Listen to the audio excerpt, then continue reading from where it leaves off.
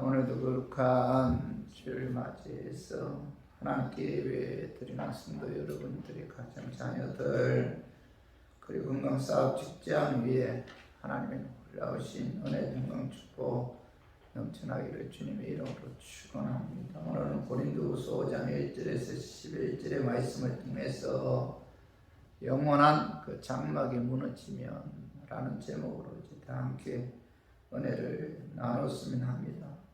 인류가 시작된 이래로 많은 사람들의 관심은 죽음 다음에 어떻게 될 것인가 하는 것인데 대체로 두 가지 견해죠. 하나는 그 죽으면 끝이라는 견해죠. 죽으면 끝이다. 그래서 사람이 죽으면 인생이 끝난다고 생각해서 인생이 너무 고통스럽고 힘들면은 자살하는 분들이 있죠. 자살하면 모든 것이 끝난다.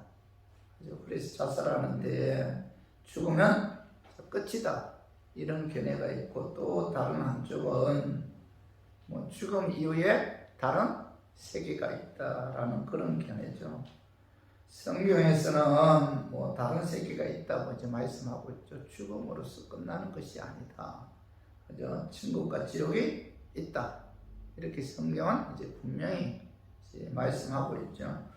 데살로니가 전서 4장 16절에 봐봐요. 주께서 호령과 천사장의 소리와 하나님의 나팔 소리로 치니 하늘로부터 강림하시리니 그리스도 안에서 죽은 자들이 먼저 일어나고 사도 바울은 영광스럽고 위엄에 찬 나팔 소리가 울려 퍼지면서 예수님께서 재림하시는데 예수님께서 재림하실 때 그리스도 안에서 죽은 자들이 먼저 부활한다, 일어난다 이렇게 말씀하고 있잖아요. 오늘 16절 하반절에 봐봐요. 하늘로부터 예수님께서 친히 강림하시리니 그리스도 안에서 죽은 자들이 먼저 일어나고 그리스도 안에서 죽은 자들이 부활한다.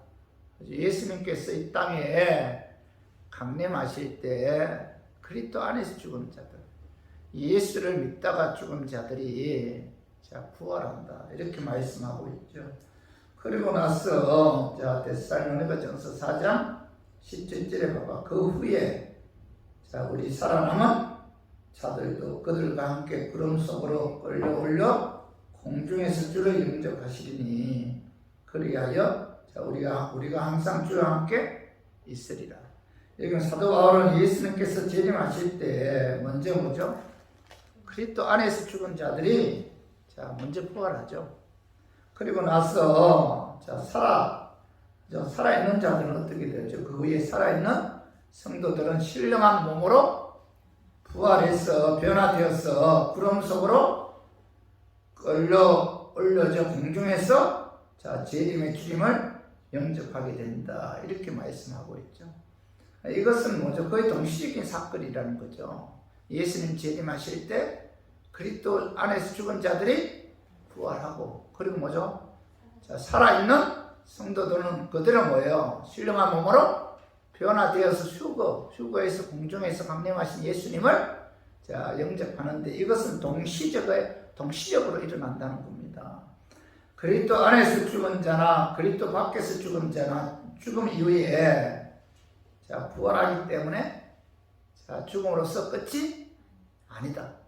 이렇게 성경은 우리에게 분명히 말씀하고 있죠. 죽음으로써 모든 것이 끝나는 것이 아니다. 죽음 이후에 부활한다는 겁니다. 부활하는데 오늘 본문 고린도후서 5장 1절 3번절에 만일 땅에 있는 우리의 장막집이 무너지면 땅에 있는 우리의 장막집이 뭐예요? 성도들의 육신의 몸을 의미하죠. 다시 말해서 만일 땅에 있는 우리의 장막집이 무너지면 이 말씀은 무너진다는 것은 죽음을 의미하는데 인간은 누구나 때가 되면 죽죠. 죽는다. 그런 의미에서 만일 땅에 있는 우리의 장막집이 무너지면 이렇게 말씀하고 있는데 그런데 죽음은 마침표가 아니죠. 그죠? 죽음 이후에 하나님께 지으신 천국이 있다는 거죠. 그래서 고린도후서 5장 1절 봐봐. 하반절에 보면 하나님께서 지으신 집 곧 손으로 지은 것이 아니요. 자, 하늘에 있는 영원한 집이 우리에게 있는 줄 아느니라. 이렇게 말씀은 사도 바울은 만에 이 땅에 장막집이 무너지면 죽으면은 하나님께서 지으신 집, 그 손으로 지은 것이 아니요. 하늘에 있는 영원한 또 다른 집인 천국이 있다. 이렇게 말씀하고 있잖아요. 죽음이 끝이 아니라는 거예요. 그래서 저는 오늘 본문 말씀을 통해서 죽음으로 끝나는 것이 아니라 예수님이 재림하실 때 그리스도 안에서 죽은 자들이나 그리스도 밖에서 죽은 자들이나 부활해서 자, 천국 아니면 지옥으로 들어간다 라는 사실을 깨달아 우리가 그날을 준비하는 그런 삶을 살았으면 하는 그런 마음에서 제가 오늘 이 말씀 준비하였습니다. 말씀 전가할 때 약한 마귀는 나사렛 예수 이름으로 떠나고 성령 하나님께서 함께 하심으로 깨닫는 그런 은혜가 임하기를 주님의 이름으로 축원합니다. 오늘 말씀을 통해서 첫 번째 우리가 깨달을 교훈은 자, 예수님께서 재림하실 때 그리스도 안에서 죽은 자나 그리스도 밖에서 죽은 자나 부활해서 자, 하나님의 심판대 앞에 서게 된다. 심판대 앞에 서게 된다. 그 말씀이 자, 고린도후서 5장 10절 봐봐요. 이는 우리가 다 반드시 하나님의 심판대 앞에 나타나게 되어 각각 선악간의 그 몸으로 행한 것을 따라 받으려 합니다. 여기 뭐 10절에 봐봐. 10절 상반 우리가 다 반드시 그리스도의 심판대 앞에 나타나게 된다. 이렇게 말씀하고 있죠. 사도 바울은 죽음으로서 끝나는 것이 아니다.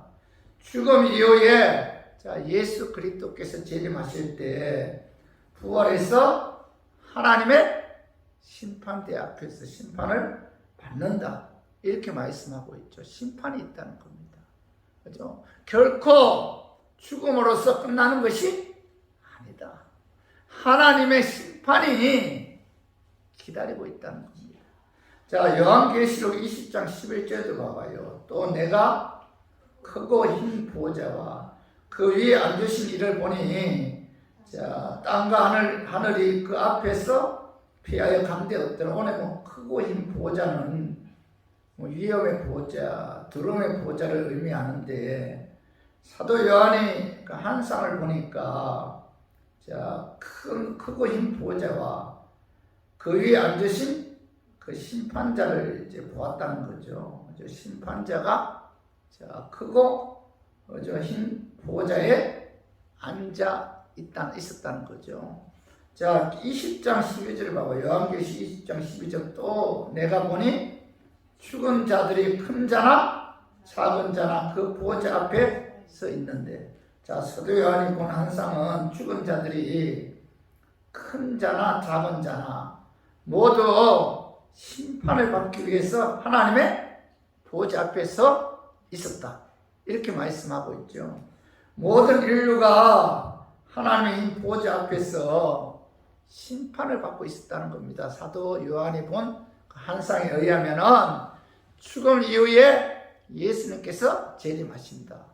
예수님께서 재림하실 때 그리스도 안에서 죽은 자나 그리스도 밖에서 죽은 자나 부활해서 하나님의 심판대 앞에서 심판을 받는다. 자, 그 심판주가 누구예요? 예수 그리스도죠. 자, 요한복음 5장 22절 봐봐요. 아버지께서 아무도 심판하지 아니하시고 심판을 다 그 아들에게 맡기셨으니 이렇게 말씀하고 있죠. 사도 요한은 자, 아버지께서 아무도 심판하지 아니하신다. 심판을 다 그의 아들이신 예수님께 맡기셨다. 이렇게 말씀하고 있죠. 디모데후서 4장 1절에 봐봐요. 하나님 앞과 살아있는 자와 죽은 자를 심판하실 그리스도 예수 앞에서 그가 나타나실 것과 그의 나라를 두고 명하노니 여기 보면 심판하실 살아있는 자와 죽은 자를 심판하시는 뭐죠? 그리스도 예수 이렇게 말씀하고 있죠. 자, 죽음 이후에 자, 심판받기 위해서 하나님 보좌 앞에 서게 되는데 자, 그 보좌 위에 앉으신 심판주는 누구예요? 예수 그리스도이시다. 이렇게 말씀하고 있죠. 자, 예수는 우리를 구원하기 위해 육을 이 땅에 오셨죠. 그리고 우리의 죄를 사시기 위해 십자가에 죽으셨고 의롭게 하기 위해 부활하셨죠. 그리고 승천하셔서 하나님 보좌에 앉으셔서 지금 우리를 위해서 중보에 기도하고 있고 우리를 변호해 주고 있죠. 그리고 예수님께서는 재림하셔서 우리를 심판하기 위해 심판의 보좌에 앉으신다는 겁니다. 그리고 심판의 대상은 죽은 모든 사람들이죠. 그래서 오늘 요한계시록 20장 12절 봐봐요. 또 내가 보니 죽은 자들이 큰 자나 작은 자나 그 보좌 앞에 서 있는데, 환상을 통해서 사도 요한은 죽은 자들이 큰 자나 작은 자나 모두 하나님의 흰 보좌 앞에 심판을 받기 위해서 서 있었다. 20장 13절 봐봐요. 바다가 그 가운데서 죽은 자들을 내주고 또 사망과 음부도 그 가운데서 죽은 자들을 내주매 각 사람이 자기의 행위대로 심판을 받고, 여기 보면 바다가 그 가운데 죽은 자들을 내어준다는 것은 땅에 매장되지 않은 사람들의 죽음을 말하는데, 내어준다는 것은 부활한다는 뜻이죠. 바다에서 죽은 자, 강에서 죽은 자, 비행기 타고 가다가 공중에서 산화된 자, 홍수에 휘말려 죽은 자, 하장에서 공중이나 강에 뿌려진 자들이 심판 받기 위해서 부활해서 하나님의 보좌 앞에 서 있었다. 이렇게 말씀하고 있고, 그리고 사망과 음부도 그 가운데서 죽은 자들을 내어준다는 것은 전쟁에서 죽고 기근에 죽고 맹수에 지켜 죽은 자들, 또 음부에 있는 자들도 심판받기 위해 다 예수님께서 재림하실 때 부활해서 하나님의 심판대 앞에서 있었다. 이렇게 사도 요한이 자신이 본 환상을 통해서 오늘 그 계시록 20장 11절 이하에서 말씀하고 있죠. 그래서 이들은 모두 부활해서 하나님 보좌 앞에서 심판을 받는데, 로마서 14장 10절 봐봐요. 우리가 다 하나님의 심판대 앞에 서리라. 이렇게 말씀하고, 사도 바울은 죽은 후에 심판이 있다는 사실을 말씀하고 있잖아요. 우리가 다 하나님의 심판대 앞에 서게 됩니다. 그리고 히브리서 9장 27절도 봐봐요. 한 번 죽는 것은 사람에게 정해진 것이요 그 후에는 뭐예요? 심판이 있으리니, 심판이 있다. 이렇게 말씀하고 있죠. 마태복음 23장 33절도 뱀들아 독사의 새끼들아 너희가 어떻게 지옥의 판결을 피하겠느냐, 이렇게 말씀하고 있죠. 예수님께서는 바리새인들을 향해서 뱀들아 독사의 새끼들아 너희가 어떻게 지옥의 판결을 피하겠느냐, 이 심판이 있다는 거죠. 심판.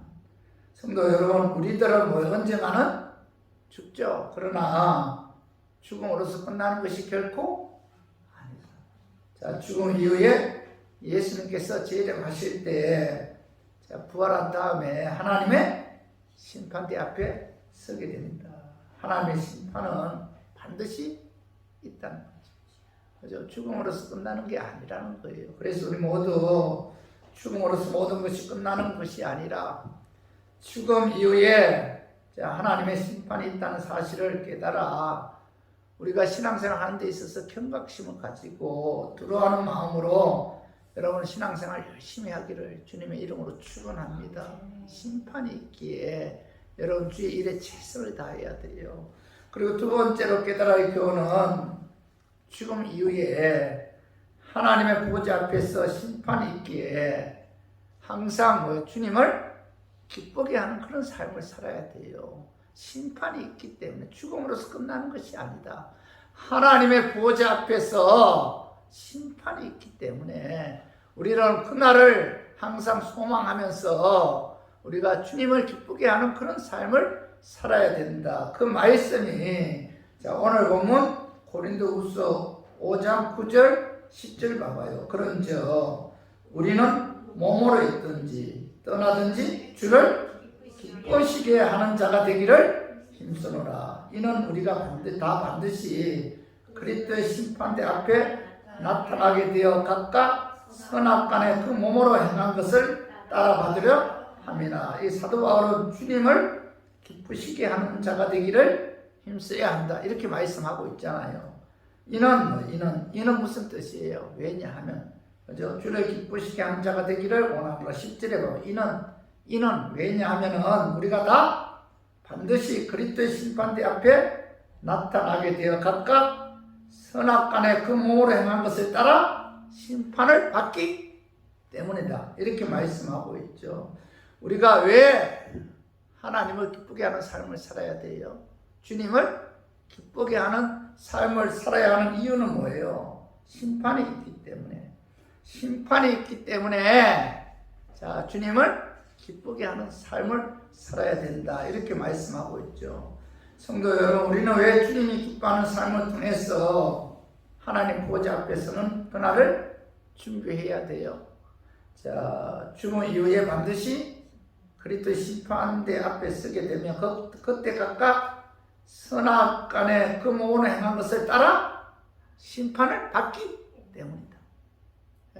그렇기 때문에 자, 우리들은 뭐예요? 주님을 기쁘게 하는 삶을 살아야 됩니다. 이 땅에서의 삶에 대한 결산이 있다, 결산. 이 결산이 있기 때문에 죽음으로서 끝나는 것이 아니라는 거예요. 반드시 이 땅에서 우리의 삶에 대한 결산이 있기 때문에 주를 기쁘게 하는 그런 삶을 살아야 됩니다.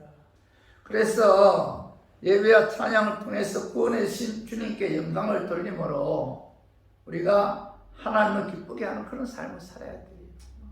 자, 사람의 존재 이유 중에 제1이 하나님께 예배하는 거죠. 예배하는 거. 그죠? 이사야 43장 7절에 봐봐요. 내 이름으로 불려지는 모든 자, 곧 내가 내 영광을 위하여 창조한 자를 오게 하라. 그를 내가 지었고 그를 내가 만들었느니라. 하나님께서는 인간의 창조한 목적은 뭐예요? 인간들로부터 뭐예요? 영광 받으시기 위해 내 영광을 위하여 창조한 자를 오게 하라. 창조한 목적이 뭡니까? 인간들로부터 예배와 찬양을 통해서 영광 받으시기 위해 하나님께서 자, 우리들을 창조했다, 이렇게 말씀하고 있죠. 이사야 43장 21절 이 백성은 내가 나를 위하여 지었나니 나를 찬송하게 하려 함이니라, 이렇게 말씀하고 있죠. 하나님께서는 예배와 찬양을 통해서 영광 받으시기를 원하고 또 예배와 찬양을 통해서 영광 받으시기를 기뻐하죠. 그래서 여러분들, 우리가 남은 생에 우리가 예배와 찬양을 통해서 하나님을 기쁘게 해야 돼요. 구원해 주신 그 은혜 감사해서. 여러분, 우리들은 은혜로 구원받았잖아요. 그 하나님께 예배와 찬양을 통해서 우리가 영광 돌리는 그것이 바로 하나님을 기쁘게 하시게 하는 것이다. 그리고 또 하나, 전도를 통해서 하나님을 기쁘게 하는 삶을 살아야 돼요. 심판이 있기 때문에 하나님을 기쁘게 해야 됩니다.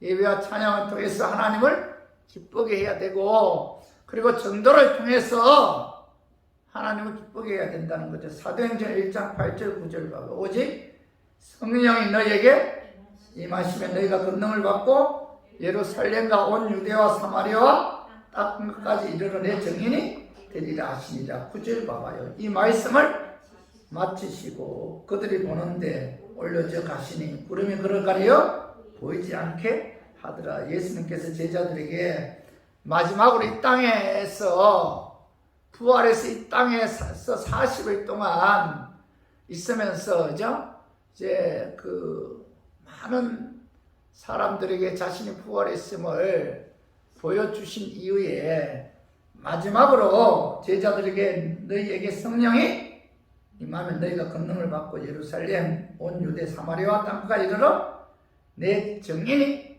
되리라 하신 후에 자, 하늘로 승천하셨잖아요. 이 땅의 마지막 명령이 뭐예요? 그죠? 내 증인이 되라는 그런 명령이죠.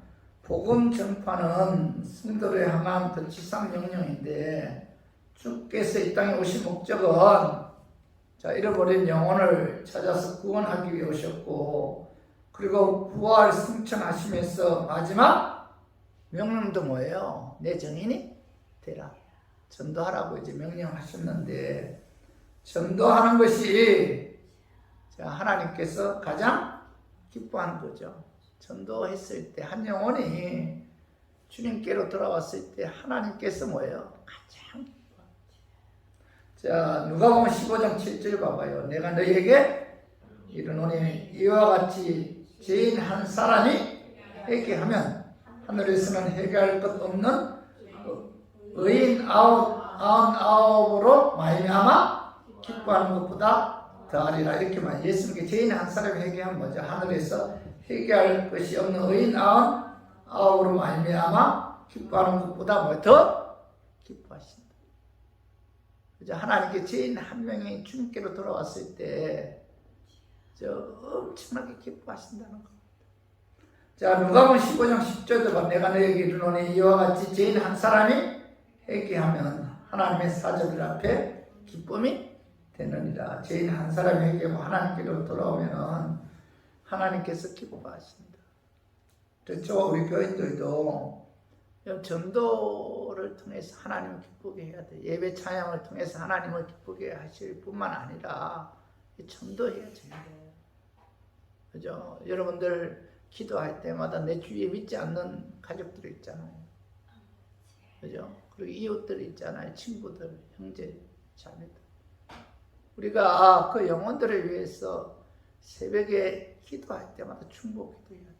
하나님, 그들에게 하나님의 은혜가 임함으로 주님께서 그들에게 찾아오셔서 그들로 하여금 예수 믿어 구원받는 구원의 은혜가 임하게 해달라.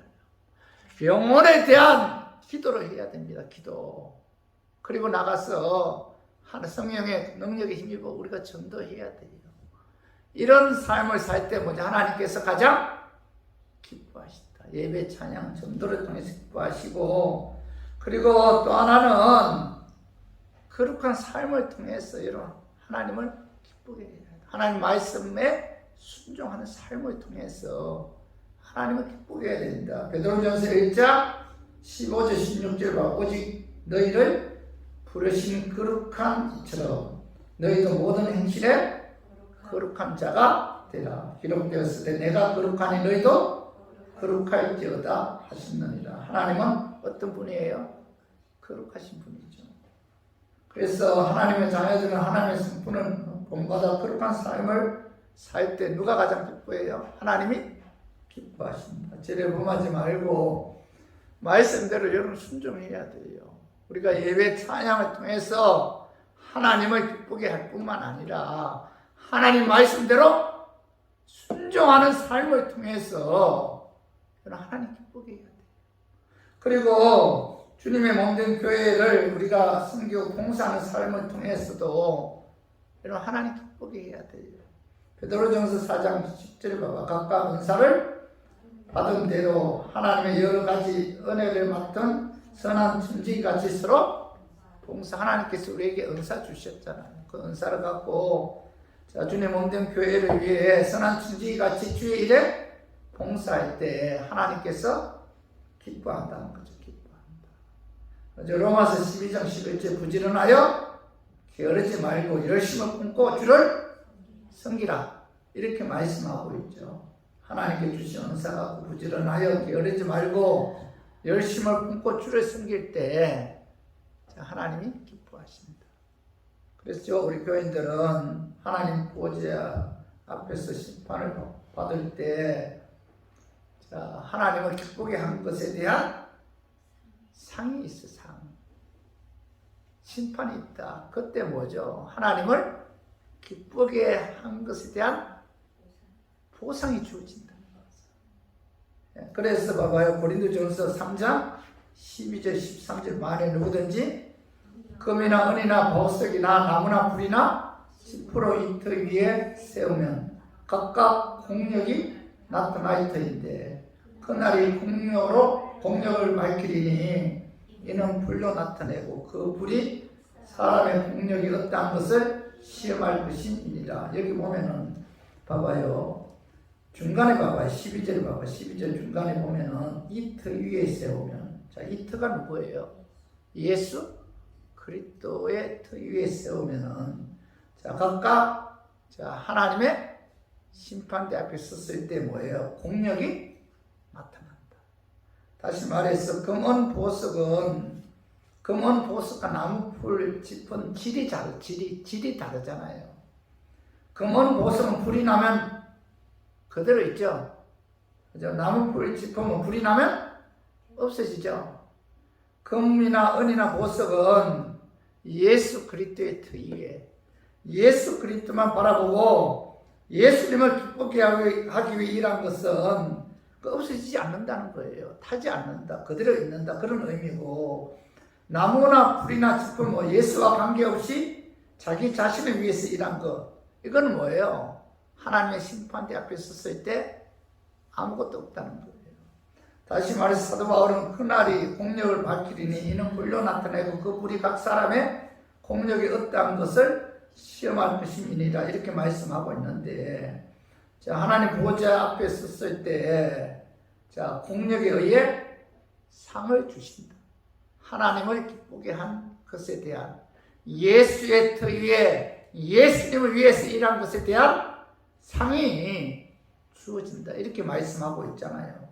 그러면서 고린도전서 3장 14절 15절 봐봐요. 만에 누구든지 그 위에 세운 공력이 그대로 있으면 뭐예요? 상을 받고, 누구든지 공력이 불타면 해를 받으리니 그러나 자기는 구원을 얻되 불 가운데서 얻은 것 같느니. 만일 누구든지 주님을 기쁘게 하는 삶을 통해서, 그죠? 열심히 주님의 일에 충성했다면 하나님 심판대 앞에서 심판받을 때 금은 보석처럼 불에 타지 않고 그대로 있으므로 거기에 합당한 상이 주어진다.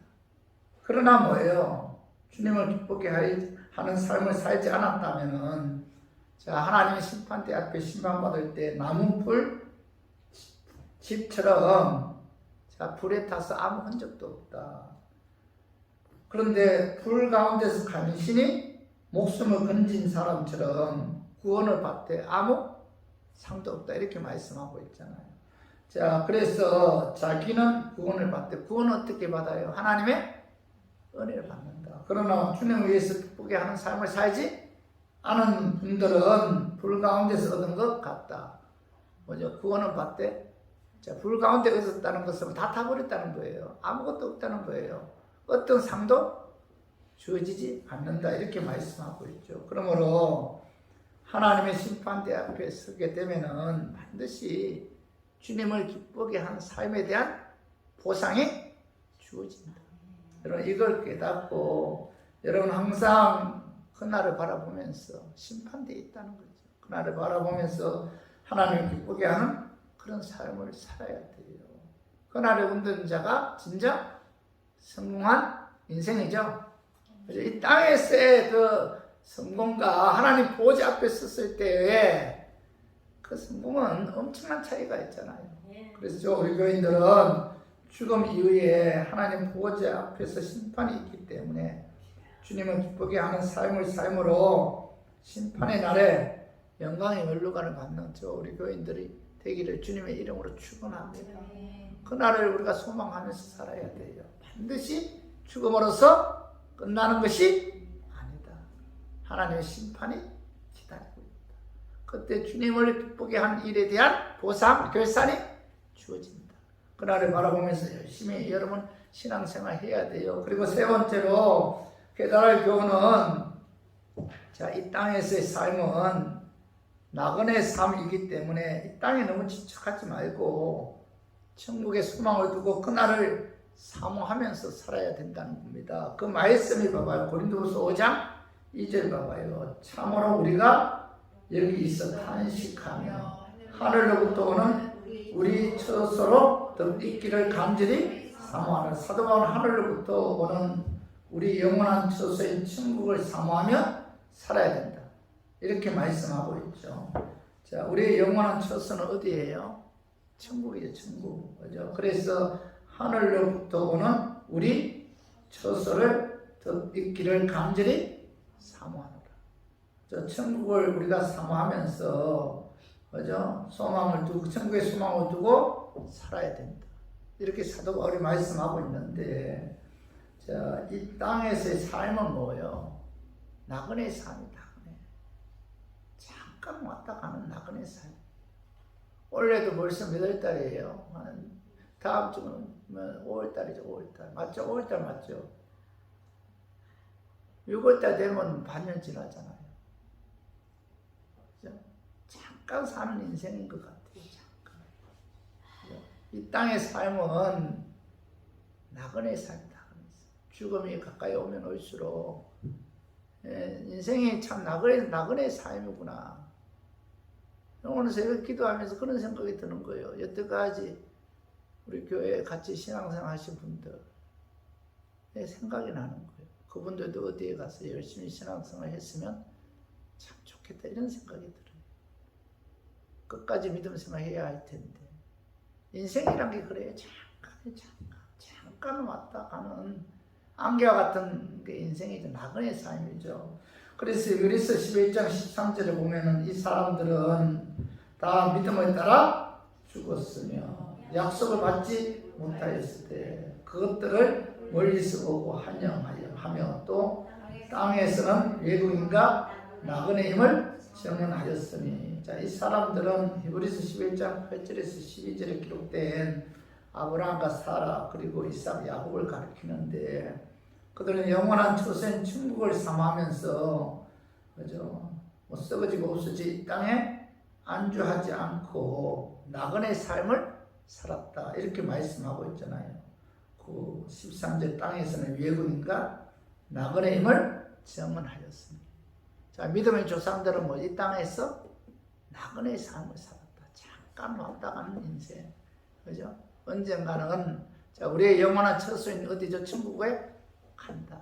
이런 믿음을 갖고 살았다는 겁니다. 창세기 47장 8절에서 9절 봐. 바로가 야곱에게 묻되 내 나이가 얼마냐? 야곱이 바로에게 이르되 내 나그네 길의 세월이 130년이니이다. 내 나이가 얼마 묻되니 우리 조상의 나그네 길의 연조에 미치지 못하나 험악한 세월을 보냈나이다. 야곱은 아들 요셉으로 인해서 애굽의 바로 왕 앞에 섰을 때 바로가 야곱에게 물어보죠. 내 나이가 얼마냐 물어보니까 야곱은 뭐라고 대답해요? 내 나그네 길의 세월이 130년. 자, 130년 동안 나그네의 삶을 살았다. 그리고 뭐 우리 조상의 나그네 길의 연주에 미치지 못하니 험악한 세월을 보내었다. 이렇게 이제 말씀하고 고백하고 있죠. 야곱은 이 땅에서 나그네의 삶을 살았다는 거죠. 우리들도 예수 그리스도를 믿는 순간 자, 이 땅에서 뭐죠? 나그네 삶을 살죠. 우리의 영원한 처소는 이 땅이 아니라는 겁니다. 언젠가는 우리가 주님께서 오라면 가야 되는 그 나그네의 삶인데, 자, 우리가 나그네의 삶을 살다가 주님 오라면 가야 하기 때문에 우리 이 땅에 너무 여러분 집착하지 말아야 된다는 거죠. 이 땅에 너무 욕심내서는 안 된다.